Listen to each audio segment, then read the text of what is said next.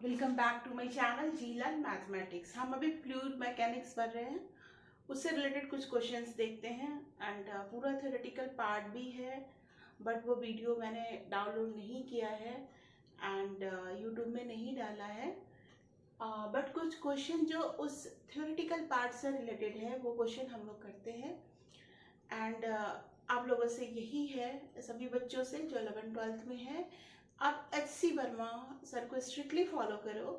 And still आपको कोई theoretical part में दिक्कत होता है, you can also go through Resnik part, Resnik Halliday book. And इसके अलावा बहुत सारे मटेरियल्स हैं, बहुत सारे कोचिंग इंस्टीट्यूट के बहुत सारे मटेरियल्स हैं, उन्होंने भी दे रखा है, बट ऑल आर फ्रॉम यहीं से कहीं ना कहीं वो लिया हुआ है, थोड़े से चेंज करके, थोड़े से मॉडिफाइड करके। जो किसी इंस्टीट्यूट कोचिंग को नहीं फॉलो कर रहे हैं, जो सेल्फ स्टडी कर रहे हैं, वो डायरेक्टली HC वर्मा से बना सकते हैं, क्वेश्चन को सॉल्व कर सकते हैं।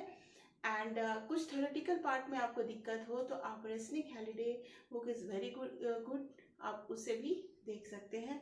उसके अलावा कुछ भी डाउट हो आपको तो आप हमारे कमेंट बॉक्स में भी लिख सकते हैं। ठीक है, लेट्स बिगिन। क्या है? If the difference of height of mercury column, ये क्या है? हम लोग फ्लूइड मैकेनिक्स का पार्ट है, ये मर्करी कॉलम है। इसके हाइट में जो डिफरेंस है मर्करी कॉलम के हाइट में, वो 2 सेंटीमीटर दिया हुआ है। Find the height H of water column and specific gravity of mercury 13.6 होता है। स्पेसिफिक ग्रेविटी में ये समझना है कि विद रिस्पेक्ट टू वाटर लेते हैं, वाटर का क्या होता है 1 ग्राम पर cm3, 1 ग्राम पर cm3 होता है। तो इसका क्या हो गया 13.6 ग्राम पर cm3। अब आपको हाइट ऑफ वाटर कितना होगा वो हमको निकालना है। देखो, वाटर और मर्करी तो कभी ऐड नहीं हुआ, मिक्स नहीं होगा, हमेशा अलग रहेगा। तो हम लोग यहाँ पे इस चीज पे क्या प्रेशर लगेगा, इस पे प्रेशर हमारा क्या लगेगा P नॉट एटमॉस्फेयर का, जो कि यहाँ है, एंड प्लस ये हाइट का, हाइट क्या हो गया ρgh, rho of what, rho of water. ये बात पे हमेशा ध्यान देना, बच्चों से यहाँ पे गलत होती है। अब देखो, अब क्वेश्चन डाउट कहाँ पे आता है कि हमने बस इतना तक का प्रेशर, यानी इस पॉइंट पर का प्रेशर लिया है और इस पॉइंट पर का प्रेशर, यहाँ पर प्रेशर लेने की कोई जरूरत ही नहीं है, बिकॉज ये दोनों साइमेट्रिक है। इधर का पार्ट इधर के पार्ट में मर्करी एक दूसरे को कैंसिल, इसको लेने की जरूरत हमें कोई मतलब ही नहीं है। हम फिर अब ये मर्करी का जो ये सेक्शन है वो लेंगे। तो यहाँ पे कौन सा प्रेशर है, यहाँ पे मैं, ये वाला ओपन है, यहाँ पे आप P नॉट सोच सकते हो। तो ये हो गया P नॉट प्लस रो जी, और ये जो रो होगा वो किसका होगा, मर्करी का होगा, एंड एच किसका लेते हैं हम लोग 2 सेंटीमीटर। अब देखिए, इस क्वेश्चन को सॉल्व करने के लिए दो चीज हमेशा याद रखना होगा फ्लूइड मैकेनिक्स में। एक तो यूनिट का, कि आप सीजीएस में ले रहे हो, एसआई में ले रहे हो, यूनिट का ध्यान रखना। एंड उसके बाद हमको ये हाइट का आप कैसे करते हो, जैसे हम लोग न्यूटन्स लॉज ऑफ मोशन में फोर्सेस करते थे, उसी तरह जहाँ पे कौन सा प्रेशर लगेगा, कहाँ पे क्या क्या फोर्सेस है, उसको आप अलग अलग डेजिग्नेट कर दोगे या उस पर एफडी खींच सकते हो, और उसके बाद हम लोग प्रेशर दोनों को एडजस्ट करके हम लोग लिखेंगे, तो हमारा क्वेश्चन कभी गलत नहीं होगा। तो P नॉट हो गया एटमॉस्फेरिक, तो ये कैंसिल आउट हो गया, plus rho of water G into H, rho of H G into 2 centimetre. अब देखो G भी कैंसिल आउट हो गया है ना, तो हमको क्या आंसर आएगा, rho of H G upon rho of water into 2 centimetre into H. ये कितना है, अगर हम 13.6 में लेते हैं ग्राम पर cm3 में, 13.6 हो गया ग्राम पर cm3, तो इसका क्या होगा 1 ग्राम पर cm3 इंटू 2। अब यहाँ पे कभी कभी टाइम कंज्यूमिंग हो जाता है कि आप इसको ग्राम cm3 1000 किलोग्राम पर मीटर क्यू ऐसा लिखते हो, तो इसमें आपको चूंकि ऊपर और नीचे एक ही यूनिट है, तो ये यूनिट भी तो आपस में कटते हैं, तो ग्राम पर cm3 आपस में कट गए, तो यहाँ पे हमको डायमेंशन को चेक करने की जरूरत नहीं है। बट ये अगर आप देखो ये 2 सेंटीमीटर है ना, तो आंसर भी हमारा कितने में आएगा, सेंटीमीटर में आएगा। तो h हो गया हमारा 13.6 cross 2 is equal to 27 centimetre, यानी एच का हाइट। अब अगर आपके ऑप्शन में मीटर दिया रहेगा तो आप मीटर में चेंज कर लेना, यहीं पे चेंज कर लेना। हम डेंसिटी को अलग अलग चेंज करके करेंगे तो कोई मतलब नहीं, क्योंकि दोनों आपस में डिवाइड होकर हमारा कैंसिल आउट हो रहा है। तो यूनिट पे हमेशा फिजिक्स में जब भी आप क्वेश्चन पढ़िए यूनिट एंड डायमेंशन को हमेशा दिमाग में कंसिडर करके। तो ये हो गया h बराबर 27 सेंटीमीटर हाइट ऑफ मरकरी। अब चलो हम लोग दूसरा क्वेश्चन करते हैं, आप तब तक इसको लिखिए। अभी दूसरा क्वेश्चन देखो, ये भी एच.सी. वर्मा का क्वेश्चन है, एग्जाम्पल्स का क्वेश्चन है, आप बुक में भी देख सकते हो, बट हमने इसको थोड़े से अदर वे में आपको समझाएंगे हम। एंड एग्जाम्पल्स के भी क्वेश्चन हम लोग करेंगे, वो भी मैं यूट्यूब पे डालूंगी। देखो क्वेश्चन क्या है, a wooden plank of length 1 metre and uniform cross section is hinged at 1 inch to the bottom of the tank. ये टैंक है और टैंक में क्या है, पानी रखा हुआ है, ठीक है, और ये रॉड का है, यहाँ पे इसको क्या किया गया, हिंज किया गया है as shown in the figure आपको दिया रहेगा। The tank is filled with water up to a height 0.5 metre तक है। स्पेसिफिक ग्रेविटी, ये प्लांट की स्पेसिफिक ग्रेविटी कितनी है, 0.5 है। Find the angle theta with the plant mix with the vertical in the equilibrium. ये एंगल थीटा निकालना है, ठीक है, और ये पूरा जो है ना आपका, ये 1 मीटर दिया हुआ है, ये पूरा लेंथ 1 मीटर। अब देखो, अब मैंने आपको क्या सिखाया कि चाहे सिस्टम दूसरे ही फेज में लिक्विड में होंगे, पर सबसे पहले हम लोगों को क्या करना है कि इसका फ्री बॉडी डायग्राम खींचना है। अब देखो ये जो रॉड है, ये रॉड है, ऐसे रॉड लगा हुआ, तो सबसे पहले mg तो इस पे लगेगा ही ना। तो mg कहाँ पे लगेगा, इसके सेंटर ऑफ मास से। क्या लगेगा, इसके centre, this two are the different thing. इसके सेंटर ऑफ मास से रॉड का लेंथ l है ना, तो मास पर यूनिट लेंथ अगर आप रो लेते हो तो मास क्या हो जाएगा, रो एल, है ना। तो ये पूरा रॉड का लेंथ l है, तो इस पे इस l मास के हिसाब से, ठीक है, दिस l मास के हिसाब से इस पे क्या फोर्स लगेगा, एक वेट तो लगेगा ही लगेगा। अब देखो, तो एक वेट लगा, दूसरा फोर्स क्या लगेगा। अब ये जो रॉड है इसका कुछ पार्ट, मान लो कि इस पार्ट को हम लोग लेट से x है, तो ये l माइनस एक्स जो पार्ट है वो कहाँ पे है, वाटर में है। तो अब ये वाला पार्ट एयर में है और ये वाला पार्ट क्या है, वाटर में है। तो जब ये वाला पार्ट वाटर में है, तो जब आप मान लो कि वाटर को भी एक बॉडी रखो, सपोज करो, तो इसमें हम लोग क्या करेंगे कि ये तो अपना वेट लगाएगा, तो वाटर भी तो इस पे अपना एक फोर्स लगाएगा, and that force is called buoyancy force.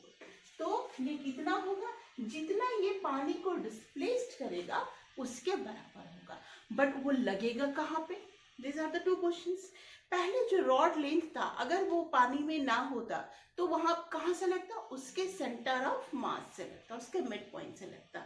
लेकिन अभी जो वाटर में है, तो वाटर में है तो इसका कितना सेक्शन इसके अंदर है, मान लो कि ये सेक्शन, इतना सेक्शन अंदर है, तो इसी इतने सेक्शन का जो मिड पॉइंट होगा वहां पे एक फोर्स लगेगा, ठीक है, and that force is called buoyant force. तो ये हमारा इस सेक्शन पे लगेगा एंड द कंप्लीट mg इस सेक्शन पे लगेगा, ठीक है।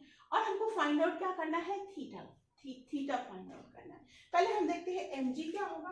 तो mg हमारा क्या होगा, जो फोर्स लग रहा है mg, इसका वैल्यू क्या आएगा हमारा, mg इज इक्वल टू होगा रो एल हो गया मास एंड ये हो गया g। यहाँ पे l लिया हमने, l is equal to length of rod, ठीक है। अब ये जो F फोर्स है उसका वैल्यू क्या आएगा, F फोर्स का। अब देखो अब पहले तो हमको ये ले, मान लो ये x है तो ये l माइनस एक्स, तो l माइनस एक्स की वैल्यू फाइंड आउट करनी पड़ेगी। तो l माइनस एक्स का वैल्यू क्या फाइंड आउट, चूंकि हमको थीटा का वैल्यू निकालना है, तो अब देखो हम लोग क्या पाइथागोरस थ्योरम से निकाल सकते हैं।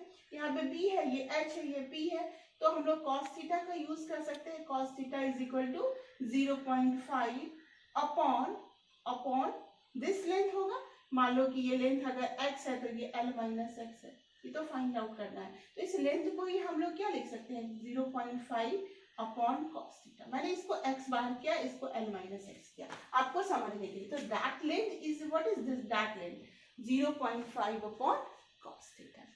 अब इसका आधा, ठीक है, इसका आधा, तो इसके हाफ पार्ट पे क्या लगेगा, ये फोर्स लगेगा। तो हमारा ये क्या होगा 0.5 अपॉन कॉस थीटा। उसके बाद हमारा क्या आएगा, ये हमारा फोर्स क्या होगा रो इंटू जी। अब रो जो है ये रो ऑफ क्या है, प्लैंक है, एंड रो ऑफ ये रो क्या है, रो ऑफ वाटर है, और रो ऑफ वाटर को किससे डिवाइड करेंगे, रो ऑफ प्लैंक से, रो ऑफ प्लैंक से डिवाइड करेंगे। ठीक है, रो ऑफ वाटर को किससे डिवाइड किया हमने, रो ऑफ प्लैंक से डिवाइड किया। तो ये हमारा क्या आया 0.5 by cos theta, rho of water 1 और इस प्लैंक क्या होता है 0.5। देखो दोनों रो रो रो ऊपर है तो 1 ग्राम cm³ या 0.5 ग्राम से यूनिट पे ध्यान देना है। तो 0.5 हो गया, ये 1 हो गया, एंड ये g आ गया, यानी हमारा ये क्या आ गया g बाई कॉस थीटा। ठीक है, और जो ये क्या आया था हमारा रो एल जी, एंड हमने क्या लिया था पूरा लेंथ जो कि दिया हुआ है 1 मीटर। अब एल को हम लोग रिप्लेस करके 1 लिख देंगे जहां जरूरत होगा, अभी मैंने कुछ लिखा नहीं है। अब देखो ये फोर्स निकालने के लिए हम लोग ये तो कर सकते हैं ना, टॉर्क निकाल सकते हैं। तो अब यहां से यहां तक का लेंथ ये क्या होगा L माइनस एक्स बाई 2। तो L minus X R cross F, ये फोर्स ऊपर लग रहा है, ये फोर्स नीचे लग रहा है, तो टॉर्क एक दूसरे को बैलेंस करेगा। टॉर्क का वैल्यू क्या होता है आर क्रॉस एफ।